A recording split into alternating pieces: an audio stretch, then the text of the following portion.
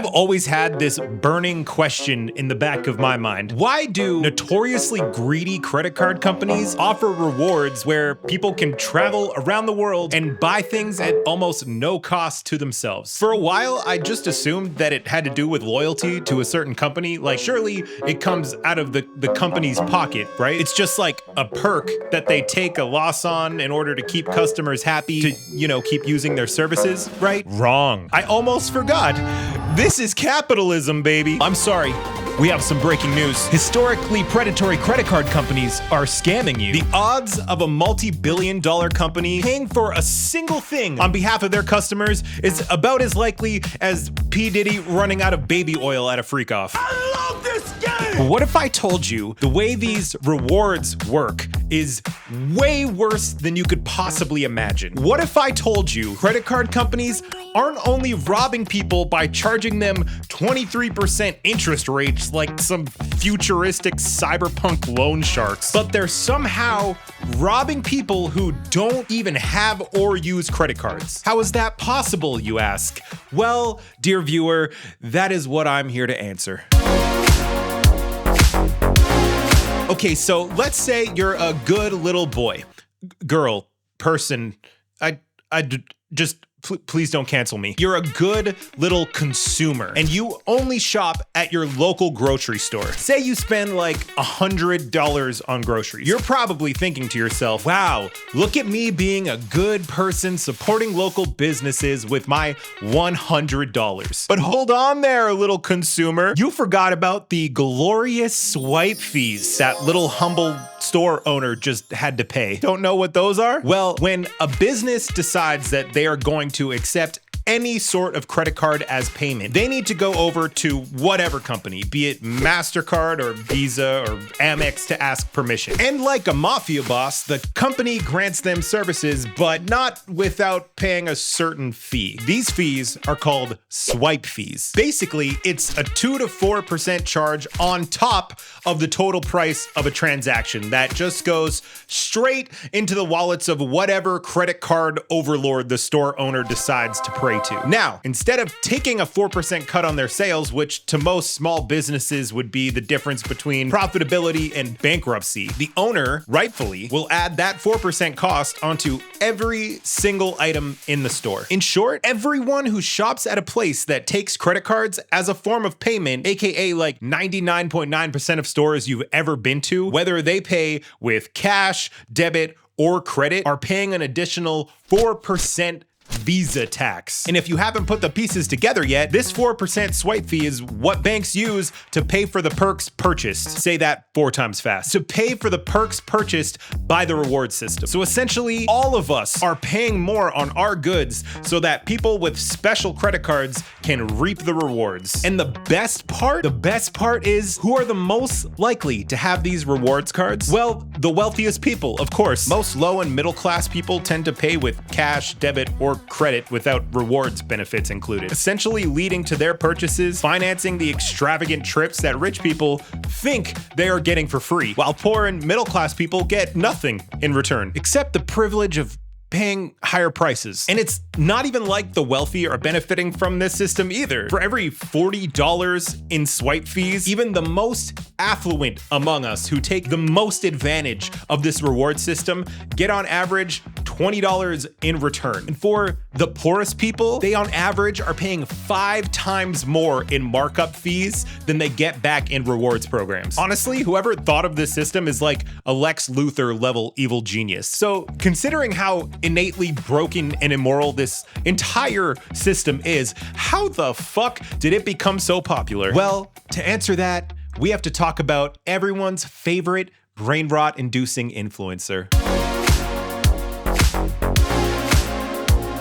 If you've been on the internet for more than 5 minutes in the last decade, I can almost guarantee you have seen one of these people. They live these seemingly impossibly lavish lifestyles where they somehow travel to the most beautiful destinations on the planet and get paid truckloads of money to do it. Like most normal people, I just chalked it up to rich parents and continued living my life in slightly envious ignorant bliss. Don't get me wrong, for most of these creators, I don't think they'd be able to live this lifestyle without daddy's platinum Amex card. But for a chosen few, believe it or not, there is actual work involved. And not like honest or society improving work, but work nonetheless. For one channel in particular, this work has taken the form of being a foot soldier for the fucking devil. Kara and Nate. Kara and Nate. Kara and Nate. Kara and Nate. Before I rip into how absolutely disgusting I think this channel is, just let me say these two seem like genuinely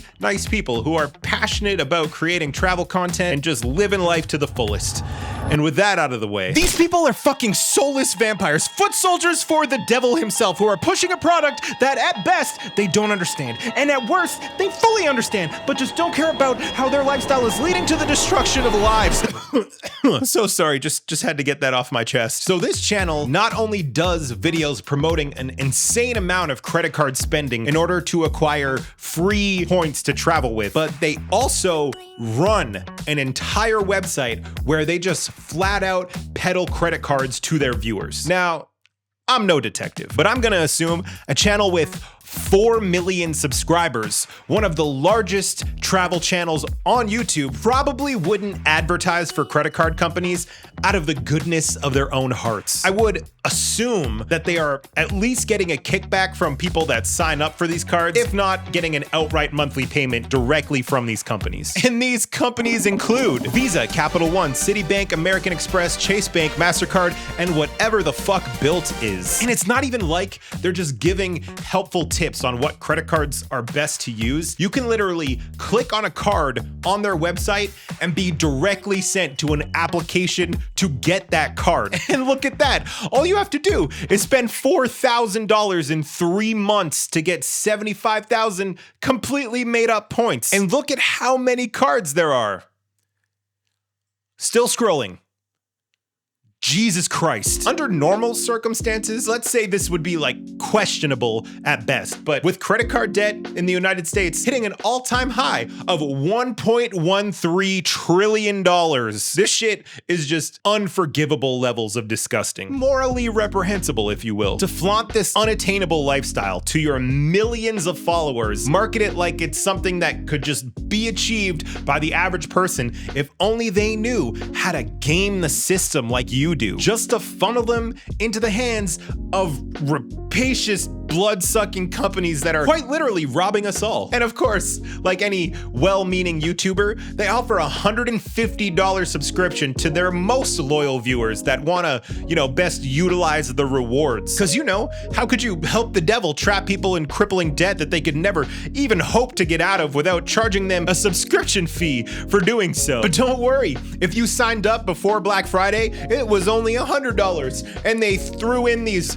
amazing travel cubes. And all of this comes at a time when Americans and Canadians, I'm Canadian, by the way, and this problem is actually much worse in Canada than it is in the States, believe it or not. But this comes at a time when literally everyone is being ripped apart from both ends. Fucking grocery prices are more expensive than ever. I don't know about you, but every time I walk into a grocery store, I get this overwhelming feeling that if I continue eating 3 meals a day, I'll probably be 94 before I can afford a house. Gas, clothes, concert tickets. I paid $9 for a stick of Old Spice deodorant the other day. Do you know what the average age of a house buyer is now?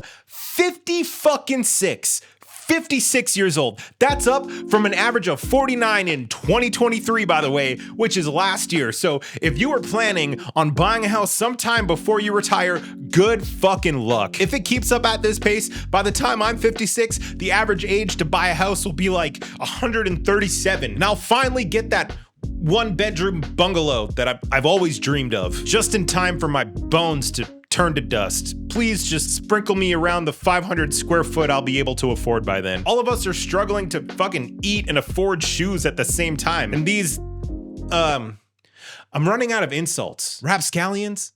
Can I say that? Is that still a thing? Fuck it. These rapscallions, these harlots, are out here pushing financial meth like little YouTube-sanctioned Walter Whites, all on behalf of companies that would happily rob a grandmother on the street if it meant another $20 of profit. And they do all of this for the privilege of paying 4% extra just to maybe get half of that back when they book their next luxury vacation. And look, I'm sure that Kara and Nate aren't the only channel that plays this game. They're just the most egregious channel that I could find. If you know of any other ones, feel free to put them down in the comments so I can flame them too. And until then, drink some water, touch some grass, and I'll see you in the next one.